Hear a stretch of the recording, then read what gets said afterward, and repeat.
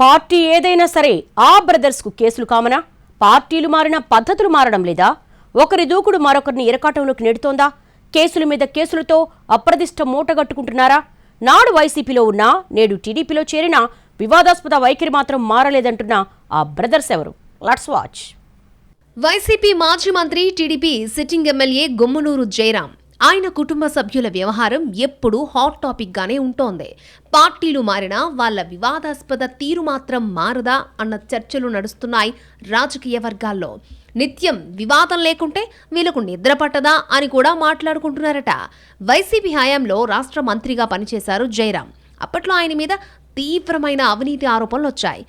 ఇక నాడు ప్రతిపక్షంలో ఉన్న చంద్రబాబు, లోకేష్ మీద ఆయన చేసిన వ్యాఖ్యలు సంచలనమయ్యాయి. బెంజుకారు వ్యవహారం, సొంతూరులో భారీగా పేకాట డెన్, వైసీపీ కార్యకర్తల మీదే దాడులు, ఇలా అప్పట్లో ప్రతి అంశంలోనూ వివాదాస్పదంగా నిలిచారాయన. లోకేష్ కు వార్డు మెంబర్ పదవి ఇస్తానంటూ అప్పట్లో వైసీపీ నేతగా గుమ్మనూరు అన్న మాటలు తీవ్ర దుమారం రేపాయి. ఇక బాబు, లోకేష్ ని రాయలేని భాషలో దూషించిన సందర్భాలు కూడా ఉన్నాయి. అయితే టీడీపీని, అధిష్టానాన్ని బండబూతులు తిట్టిన గుమ్మనూరు తిరిగి అదే పార్టీలో చేరి గుంతకల్లు ఎమ్మెల్యేగా పోటీ చేసి గెలవడం కూడా సంచలనమే. అయితే పార్టీ మారినా సరే గుమ్మనూరు బ్రదర్స్ వివాదాస్పద తీరు మాత్రం మారడం లేదు అంటున్నారు. అప్పుడు ఇప్పుడు వాళ్ళ మీద కేసులు నమోదవుతూనే ఉన్నాయట. తాజాగా ఆదోని పిఎస్లో జయరాం కజిన్ గుమ్మనూరు నారాయణపై కేసు నమోదైంది. మైనార్టీ హక్కుల పరిరక్షణ సమితి రాష్ట్ర కార్యదర్శి నూర్ అహ్మద్తో కలిసి నారాయణ ఉద్యోగాల పేరుతో డబ్బులు వసూలు చేసినట్లు బాధితులు ఫిర్యాదు చేశారు. వైసీపీలో ఉన్నప్పుడు సచివాలయ ఉద్యోగాల కోసం ఒక్కొక్కరికి 5 లక్షల రూపాయల చొప్పున 5గురితో ఒప్పందం చేసుకున్నారట. తొలి విడతగా తలో 1 లక్ష చొప్పున 5 లక్షలు వసూలు చేసినట్టు ఫిర్యాదులో రాశారు బాధితులు. ఇక అంతకుముందు కూడా గుమ్మనూరు నారాయణ మీద చాలా కేసులు బుక్కయ్యాయి. జయరాం మంత్రిగా ఉన్నప్పుడు సొంతూరు గుమ్మనూరులో ఉన్న భారీ పేకాట శిబిరంపై అప్పటి అడిషనల్ ఎస్పీ గౌతమిశాలి దాడి చేశారు. అప్పుడు అక్కడున్న వాళ్ళు పోలీసుల మీదే రివర్స్ అటాక్ చేశారు. దానికి సంబంధించి నారాయణ మీద కేసు బుక్ అయింది. ఆ తర్వాత మరింత రెచ్చిపోయారాయన. వైసీపీలోనే తమ వ్యతిరేక వర్గీయులను బెదిరించడం, దాడి చేయడం లాంటివి జరిగాయి.